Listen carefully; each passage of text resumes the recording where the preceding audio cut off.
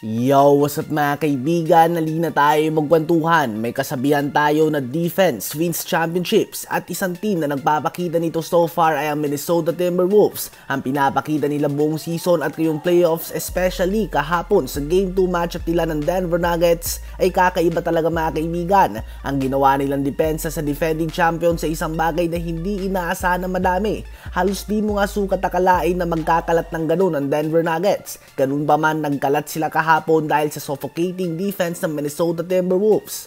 Si Jokic nga na madalas ay naglalaro sa kanyang sariling pace ay napabilis nila. Kahit lamang na sila ng 30 points ay naglalaro pa din sila na tila ba silang nalalamangan at ginawa nila ito sa home court ng Denver Nuggets. At ang pinagkaiba nga nila sa ibang team ay halimaw sila sa depensa ngunit lahat din nga gumagawa sa opensa. Si Edwards at Towns ang kanilang go-to guys, ngunit si Naz Reid, Conley, Alexander Walker, Morris at McDaniels ay lahat din gumagawa. Parang Indiana Pacers ka sila na may malakas na bench at parang New York Knicks sila na may very physical defense while having a player like Anthony Edwards and Karl Anthony Towns at ginawa nga nila ito nang wala si Rudy Gobert. Talagang team offense and team defense lang ang kanilang ginagawa. They create offense from their defense. At ang ibig sabihin ko dito ay bukod na lang nga sa mga fast break points mula sa mga napapersa nilang turnovers, napapagod din nga ang kabilang team gumawa ng puntos. Kaya naman humihina na din ang depensa nito. Sa ngayon nga ay sila ang pinaka-impresibong team sa playoffs. Finalis nila ang Phoenix Suns at may pagkakataon din sila na walisin ang defending champions. Base sa pinapakita ng Minnesota Timberwolves ngayon,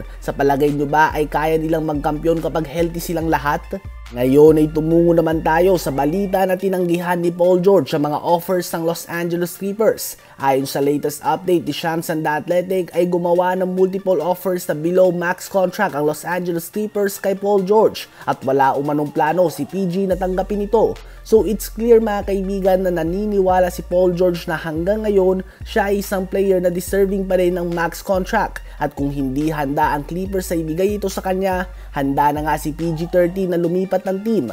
Napag-usapan nga natin na nakaabang sa kanya ang Philadelphia 76ers. Siya ang first choice ito, second si Jimmy Butler at third option naman si Brandon Ingram. Kung ayaw nga ni PG-13 sa Sixers ay nakapila din sa kanyang Orlando Magic na may cap space pa at ganun din nga ang kanyang dating team na Indiana Pacers.